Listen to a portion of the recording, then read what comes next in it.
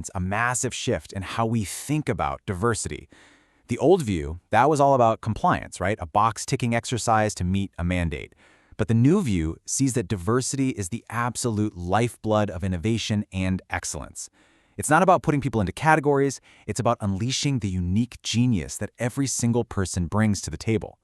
And maybe the most powerful example of this in the whole book comes from the South Africa forums. I mean, just imagine this. In the wake of apartheid, you have bitter enemies who now have to figure out how to build a new nation together.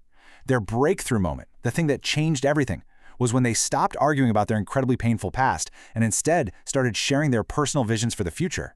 And in those visions, they found this unexpected common ground, these shared values that literally became the foundation for a new South Africa. So, the big question is, how do we take all these powerful ideas and actually bring them into our own teams? Let's break it down into a clear path forward, a practical guide to make this stuff real. Right, here's your playbook. First, just start by observing. Really watch your team's dynamics. Who's the mover? Who's the opposer? Then, try introducing just one simple tool, like that popular postmortem we talked about, just to get the lines of communication opening up. Next, pay attention to those roles. Are people flexible? Are they getting stuck? And finally, see if you can find the courage to gently, carefully ask about one of those undiscussables. Just remember, it's these small, consistent steps that create real, lasting change. Look, the journey from gridlock to breakthrough, it really does start with a single conversation. So, as you think about everything we've talked about today, I want to leave you with this question to reflect on. What is the one conversation that, if you had it, could unlock the full, incredible potential of your team? Welcome to the Sleep Dive channel. We're looking at pages 624 through 657 today.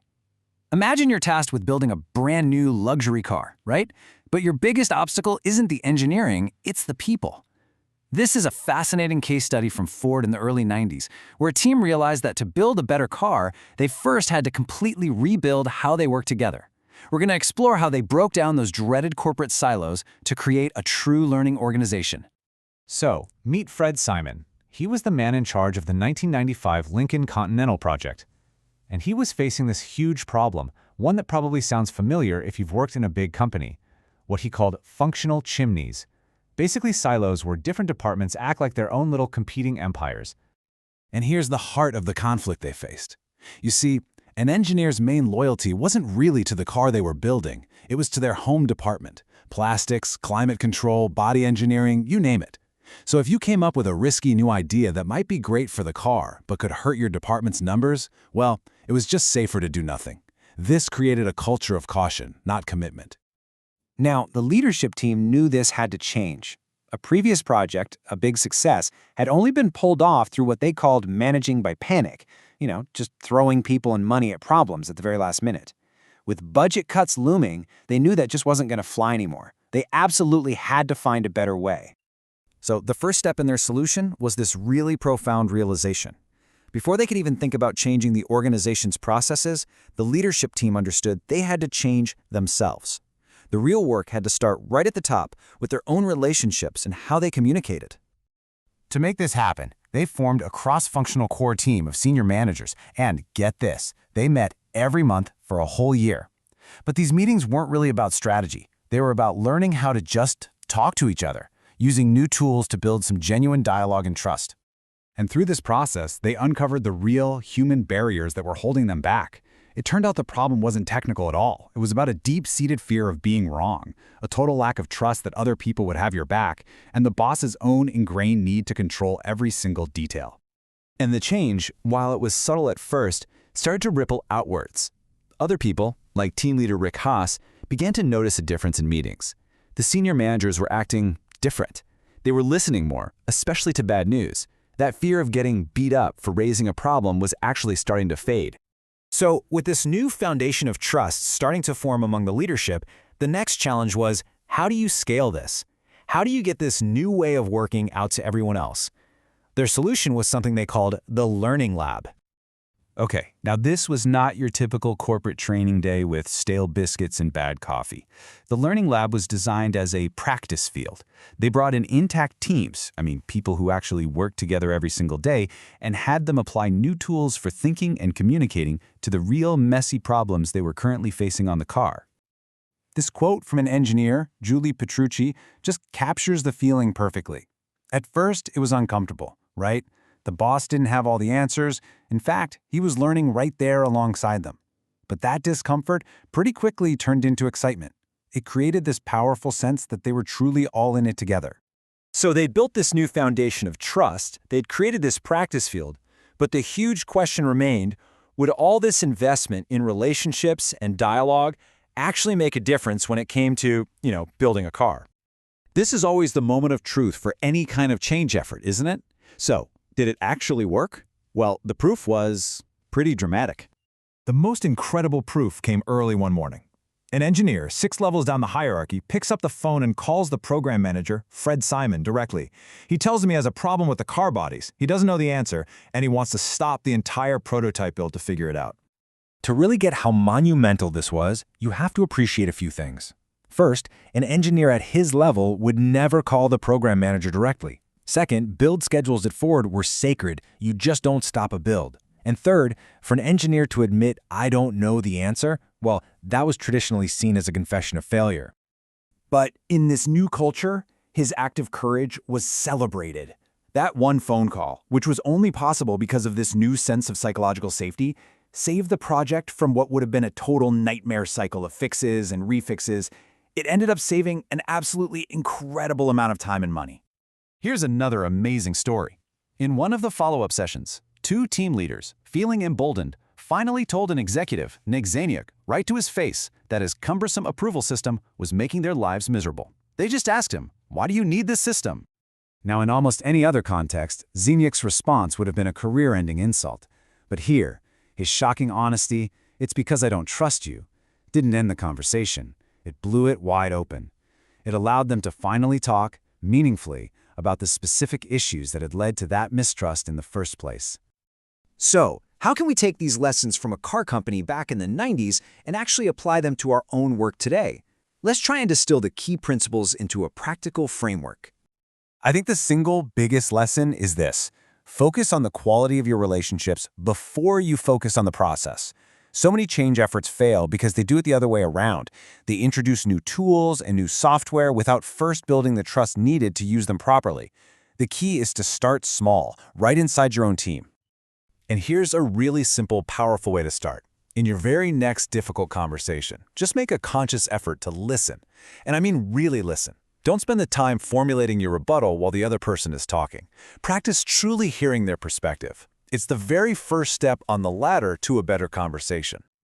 Ultimately, the journey of this car-building team reveals a really profound truth about what it takes to build any kind of high-performing organization.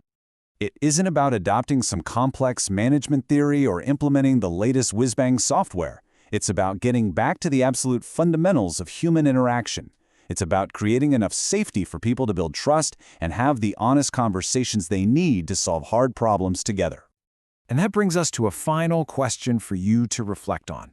In your own team or your own organization, where does the most powerful change really need to begin? Welcome to the Sleep Dives channel. Today, we're doing something a little different. We're looking at pages 658 to 691, which isn't a chapter, but the index of a book. It sounds strange, I know, but we're going to treat it like a blueprint, a schematic that lets us decode the entire philosophy of the work it comes from. So really, what secrets can possibly be hiding in a book's index? We usually just glance at it to find a page number, right? But what if it's more than that? What if it's actually a map, laying out all the most important ideas and, crucially, showing how they all connect? That's what we're going to find out. Okay, so first things first. To decode this blueprint, we need to find the main structural pillars. And the easiest way to do that? Just look at which words take up the most space. It's pretty simple, really. The more sub-entries a term has, the more central it must be to the whole thing. And right off the bat, a massive pillar just jumps out at us: learning. But look closer at how the index describes it. This isn't about sitting alone with a book. The sub-entries, team learning, collective learning, generative learning, they tell a story. They show us that this philosophy sees learning as something you do together, an active process that actually creates something brand new. Now for the next major pillar, and you could argue this is the cornerstone that holds the entire structure up: systems thinking. The index gives this a huge amount of space, and all its subentries, causal loops, archetypes, feedback, it's like it's a unique language in itself. This is the intellectual glue that binds everything else together. And you can see here, it's not just those two. The index gives significant weight to personal mastery, which is all about individual growth, shared vision, the art of dreaming together as a group, and team learning. It's pretty clear that these concepts, along with systems thinking and another one called mental models, are the 5 core disciplines of this whole idea. But here's where it gets really cool. These pillars aren't just standing there on their own. The real magic of using the index as a blueprint is that it doesn't just show you the parts, it shows you exactly how they're all wired together to create one big functioning system. And the index makes these links totally explicit. You look under the entry for a personal mastery, and you'll find a sub-entry that just says, and shared vision. That's not a coincidence. The blueprint is telling us that you can't build a powerful shared vision from the top down. It has to grow from the soil of individual dreams and personal mastery. And here's another one of those critical connections the index just hands to us. Team learning is directly linked to systems thinking. Now, the implication of that is huge. It means a team can't really learn, not in a meaningful way, unless it understands the bigger system it's a part of. You can't just stay in your lane and expect to grow. So, if we pull our focus back a bit, away from just the main pillars, and kind of scan the whole index, another theme starts to emerge, something deeper. Woven through this entire blueprint is this constant, undeniable focus on, well, on being human. This isn't some cold, mechanical framework. It has a real human core. I mean, just look at the words that get their own entries. Listening, trust, values, honesty, respect, even intimacy. The fact that these are here tells us everything.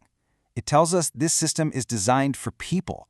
It recognizes that for any of the big ideas to work, they have to be built on a foundation of genuine human connection. And check this one out. It's almost poetic. Under the entry for loyalty, there's a sub-entry that reads, conflict with honesty. Just think about that for a second. That one little line shows that this isn't some simplistic model. It gets into the messy, real-world ethical dilemmas we all face, where our deepest values can sometimes pull in opposite directions. Okay, so we've found the pillars, we've traced the wires connecting them, and we've uncovered this beautiful human core. But what do we do with it? How do we take this blueprint off the page and actually start building with it? Let's talk about application. All right. So based on this blueprint, here are 3 things you can start doing. First, practice seeing the systems. Instead of just reacting to things that happen, ask yourself, what's the underlying structure that's causing this? Second, get really clear on your personal vision. Knowing what you want to create is where all your motivation comes from. And third, practice inquiry and reflection. Just get better at asking questions and truly listening, both to others and to yourself. The blueprint also warns us about a really common trap. So many of us get completely fixated on our problems. But the thing is, problem solving often just gets you back to where you started. What really creates change is a powerful, compelling vision of the future you want. Vision doesn't just fix things, it pulls you forward into something new. So, let's just recap what we've done here. We took something most people ignore, a book's index, and we treated it like an architect's schematic. And by doing that, we basically reverse engineered an entire philosophy for growth and collaboration. It's a pretty powerful technique. So, to sum it all up, we found those 5 foundational pillars: systems thinking, personal mastery, and the rest. Then we mapped out how they're all connected to each other, forming this single, integrated system. And finally, we discovered that holding it all up is this deep, human-centered foundation of values. You know, a blueprint is only really useful if you build something with it. So as you look at this whole structure we've decoded, the individual skills, the systemic connections, the human values, it really just leaves us with one final question for you. Which part of this blueprint will you start building with?